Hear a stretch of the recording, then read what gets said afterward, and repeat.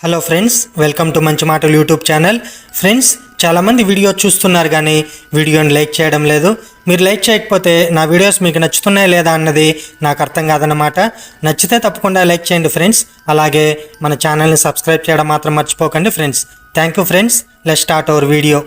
పూరి రత్న భాండార్. ఎక్కడ చూసినా మనకు వినిపిస్తున్న పేరు ఇదొక్కటే.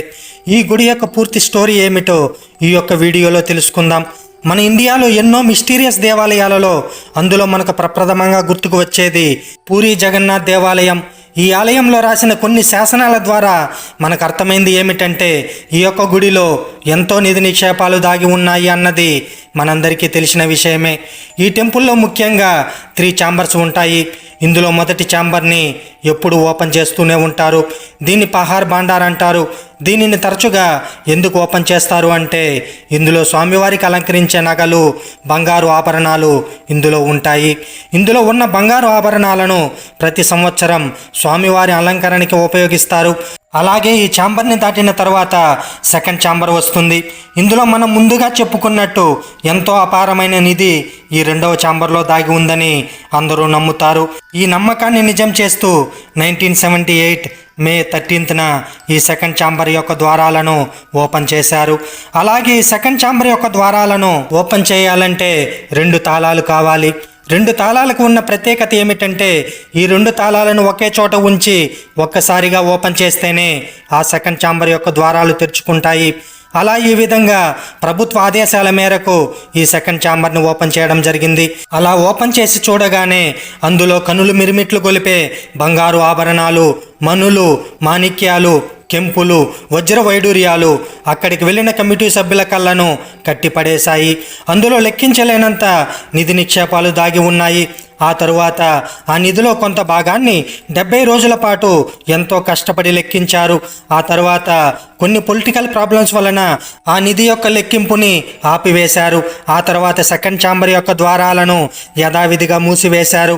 అలాగే వారు లెక్కించిన బంగారు ఆభరణాల లిస్టుని ఒక చోట భద్రపరిచారు. అలాగే ఈ ఆలయంలో దాగి ఉన్న ఇంకో మిస్టరీ ఏమిటంటే ఈ 2 ఛాంబర్లే కాకుండా 3వ ఛాంబర్ కూడా ఉంది కదా. ఈ 3వ ఛాంబర్లో 2వ ఛాంబర్ కన్నా 10 రెట్లు ఎక్కువ అపారమైన నిధి నిక్షేపాలు ఇందులో దాగి ఉన్నాయని చెబుతుంటారు. అయితే 1978లో సెకండ్ ఛాంబర్ని ఓపెన్ చేసిన తర్వాత 3వ ఛాంబర్ని కూడా ఓపెన్ చేయాలని ట్రై చేశారు. కానీ ఆ గదిని ఓపెన్ చేయడంలో వాళ్ళంతా విఫలమయ్యారు. ఎందుకంటే ఆ 3వ ఛాంబర్కి భయంకరమైన విష సర్పాలు అలాగే లోకనాథుడు కాపలాగా ఉన్నారని వారు నమ్మారు. లోకనాథుడు అంటే మహాదేవుడు. ఈయన టెంపుల్ కూడా పూరి జగన్నాథ్ ఆలయంలో ఉంది. లోకనాథుడి యొక్క టెంపుల్ని 365 రోజులు అంటే 1 సంవత్సరంలో ఒకసారి మాత్రమే ఈ గుడిని ఓపెన్ చేస్తారు. అయితే ఇప్పుడు ఉన్న ప్రభుత్వం 3వ ఛాంబర్ని కాకుండా సెకండ్ ఛాంబర్ని ఓపెన్ చేయాలని డిసైడ్ అయ్యింది. ఎందుకంటే 1978లో 2వ ఛాంబర్ యొక్క నిధిని పూర్తిగా లెక్కించకుండా మధ్యలోనే ఆపివేశారు. అలాగే వీరు 2018లో తిరిగి మళ్ళీ ఆ డోర్స్ని ఓపెన్ చేయాలని ట్రై చేశారు. ఎందుకంటే 3 సంవత్సరాలకు ఒకసారి ఆ డోర్స్ని ఓపెన్ చేయాలని ఒక నియమం పెట్టుకున్నారు. ఈ లోపలి గదిలో కేటగిరీ 1 ఆభరణాలు ఉంటాయి. అంటే ఒక్కసారి కూడా అలంకరించని ఆభరణాలు అని అర్థం. అందువలన ఈ గదికి 2 తాళాలు వేయాలని నిర్ణయించారు. వాటి యొక్క తాళం చెవులు 2 వేరువేరు ప్రదేశాలలో ఉంచారు. అందులో ఒకటి ఒడిశా ప్రభుత్వం ట్రెజరీ అధికారుల వద్ద ఉంటుంది. మరొక తాళం చెవి ఆలయ నిర్వహణ అధికారుల దగ్గర ఉంటుంది. ప్రభుత్వం ప్రత్యేకంగా ఆదేశాలను జారీ చేసిన తర్వాత మాత్రమే ట్రెజరీ అధికారులు ఆ లోపల గదిని తెరవగలరు. అలా చివరిసారిగా 1978లో మాత్రమే లోపలి గది యొక్క తలుపులు తెరిచారు.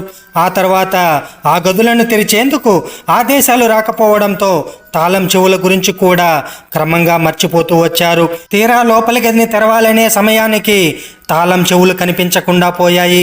తాళం చెవులు కనిపించకుండా పోవడం, ఆ తర్వాత ఒక్కసారి కూడా లోపలి గదిని తెరవకపోవడంతో అనుమానాలు మొదలయ్యాయి. ఆభరణాలు ఉన్నాయా లేవా అనే సందేహాలు పుట్టుకొచ్చాయి. దీనికి తోడు ఎప్పుడో 12వ శతాబ్దంలో కట్టిన రత్న భాండాగారం లోపల పరిస్థితి ఎలా ఉన్నది అన్నది చూసిన వారు తెలిసిన వారు లేరు.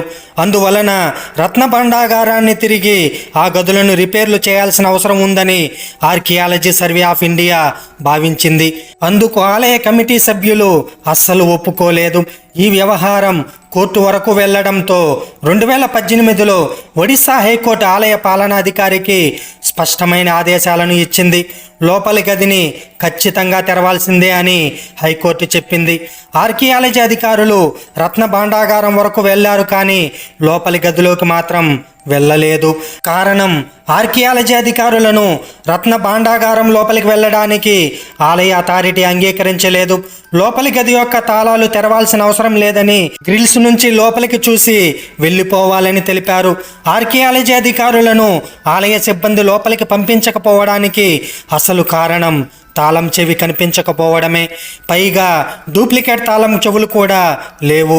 దీంతో రత్న భాండాగారం లోపల గదిలో విలువైన ఆభరణాలు ఉన్నాయా లేవా అనే అనుమానాలు మరింత పెరిగాయి.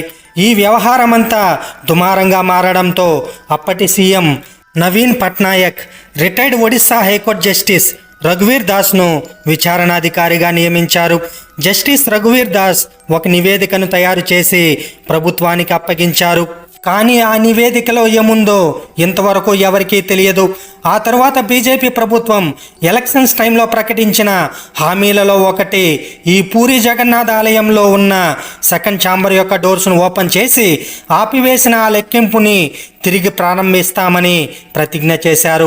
బీజేపీ ప్రభుత్వం ఇచ్చిన మాట ప్రకారం ఆలయ అధికారులు 2024 మధ్యాహ్నం 1:28 ఆ తలుపులను ఓపెన్ చేయాలని ముహూర్తాన్ని ఫిక్స్ చేశారు. ఆ రత్న భాండాగారాన్ని ఓపెన్ చేసే ముందు అక్కడికి ఎంతోమంది ప్రభుత్వ ఉద్యోగులు ఆ నిధికి నాగులు కాపలాగా ఉన్నాయన్న ఆలోచనతో ముందు జాగ్రత్త చర్యగా స్నేక్ క్యాచర్స్ని, అలాగే పేరు మోసిన పండిత పితామహులను అక్కడికి రప్పించారు. అలాగే ఈ బంగారం యొక్క వాల్యూని లెక్కించడానికి ఈ బంగారం ఎప్పటిది, ఎన్ని సంవత్సరాల క్రితం నాటిది, అలాగే దీని వాల్యూ ఎంత ఉండొచ్చు అని దీనికి సంబంధించిన వాళ్ళందరినీ అక్కడికి రప్పించారు. అలాగే ఈ రత్న భాండాగారాన్ని ఎంతో పటిష్టమైన భద్రతా సిబ్బంది మధ్య 5 బాక్సులను తయారు చేసి అక్కడ ఉంచారు. ఈ బాక్సులను లోపల ఉన్న బంగారు ఆభరణాలు పాడవకుండా, చెదులు పట్టకుండా ఉండేందుకు గుగ్గిలం కలపతో లోపలి భాగంలో ఇత్తడి పూత పూసి చాలా దృఢంగా తయారు చేశారు. ఇదంతా పూర్తయిన తర్వాత ఆ రత్న భాండాగారాన్ని తెరవాల్సిన సమయం రానే వచ్చింది. ఆ గది యొక్క తలుపులు తెరవగానే నల్లటి చీకటిని చీల్చుకుంటూ గుంపులు గుంపులుగా గబ్బిలాలు బయటకు వచ్చాయి. ఆ సమయంలో అధికారులు కాస్త కంగారు పడినా తర్వాత తేరుకుని ముందుకు కదిలారు. ఎటువంటి దీపాలు లేకుండా చీకటిగా ఉండే ఈ రహస్య గదిలో ఎక్కడ ఏముంది అన్న దానిపై ఎవరికీ అవగాహన లేదు. ఈ సంపదలను లోకనాథ స్వామి పర్యవేక్షిస్తూ ఉంటారు. అలాగే శ్రీ క్షేత్రానికి రక్షణగా ఉన్న శక్తి స్వరూపిణి విమలాదేవి, మహాలక్ష్మి అన్ని వేళలా రత్న భాండాగారానికి రక్షణగా ఉంటారు. అదేవిధంగా లోపలికి వెళ్ళి చూడగానే అక్కడక్కడ వర్షపు నీరు కనిపించింది. అయినా కూడా లోపల ఉన్న బంగారు ఆభరణాలు చెక్కు చెదరకుండా అలాగే ఉన్నాయి. కానీ ఈ గదిని 1978లో మూసివేసిన దాదాపు 46 సంవత్సరాల తర్వాత తిరిగి మళ్ళీ ఈ గదిని 2024 జూలై 14న ఓపెన్ చేశారు. అంటే దాదాపు 46 సంవత్సరాల వరకు ఆ నిధిని, అంటే ఆ రత్న భాండాగారాన్ని టచ్ కూడా చేయలేదు. ప్రస్తుతం సంపదల లెక్కింపునకు శయన మందిరానికి సమీపంలో ఎడమవైపున ఉన్న ఒక గదిని స్ట్రాంగ్ రూమ్గా ఉపయోగిస్తున్నారు. ఈ రహస్య గదుల్లో ఉన్న సంపదను ఈ రూమ్లోనే లెక్కిస్తారు. అయితే ముందుగా రత్న భాండాగారానికి మరమ్మతులు చేసిన తర్వాత లెక్కింపు చేపట్టాలనేది ఆలయ అధికారులు నిర్ణయించుకున్నారు. ఈ మరమ్మత్తు బాధ్యతలు పురావస్తు శాఖకు అప్పగించారు.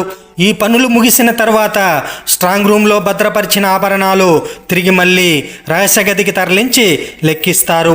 ఈ ప్రక్రియ కోసం ఈ ప్రభుత్వం ఇప్పటికే మార్గదర్శకాలు జారీ చేసింది. వివిధ పనుల కోసం ప్రత్యేక కమిటీలను నియమించింది. అలాగే రహస్య భాండాగారం లోపల తేమ ఉంది. వాన నీరు కూడా చిమ్మిన గుర్తులు కూడా ఉన్నాయి. సంపద నిక్షిప్తమై ఉన్న పెట్టెలు, అల్మారాలు కనిపించాయి. వాటిని తెరవడానికి మరో గదికి తరలించేందుకు ఎక్కువ సమయం పడుతుంది. కానీ అప్పటికే చీకటి పడడంతో గదికి సీల్ చేశారు. అలాగే ఆ సంపద మొత్తాన్ని లెక్కించిన తరువాత డిజిటల్ రూపంగా భద్రపరుస్తారు. ఎందుకంటే తర్వాత ఫ్యూచర్లో ఎటువంటి ఆరోపణలు, అవరోధాలు వచ్చినా పూర్తి ఇన్ఫర్మేషన్ ఇందులో ఉంటుంది. అయితే లోపల గదిలో ఉన్న ఆభరణాల లెక్క ఎప్పట్లో తేలే అవకాశం లేదు. బంగారంతో చేసిన ఆభరణాలే అయినా వందల ఏళ్ల నాటి ఆభరణాలకు మరింత రెట్టింపు విలువ ఉంటుంది. ప్రస్తుతం బంగారం విలువ 10 గ్రాములు 70,000 ఉంది కదా అని దాని ప్రకారం వెల కట్టడం కుదరదు. వాటిలోని వజ్ర వైడూర్యాలకు సపరేట్ లెక్క అనేది ఉంటుంది. అవి ఎప్పటివి, ఎవరిచ్చారు అన్న దాన్ని బట్టి వాటి విలువ ఆధారపడి ఉంటుంది. అందుకే 1978లో లోపలి గది తెరిచిన ఆభరణాల విలువ లెక్కించేటప్పుడు 70 రోజులు పట్టింది.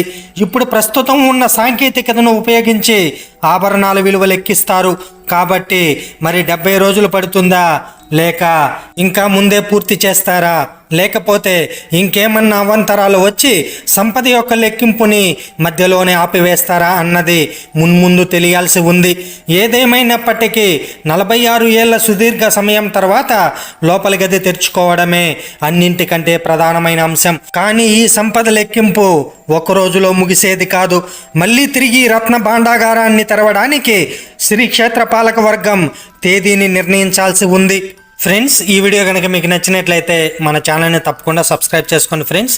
అలాగే మీ విలువైన అభిప్రాయాన్ని కామెంట్ రూపంలో తెలియజేయండి. Thank you friends. Thanks for watching.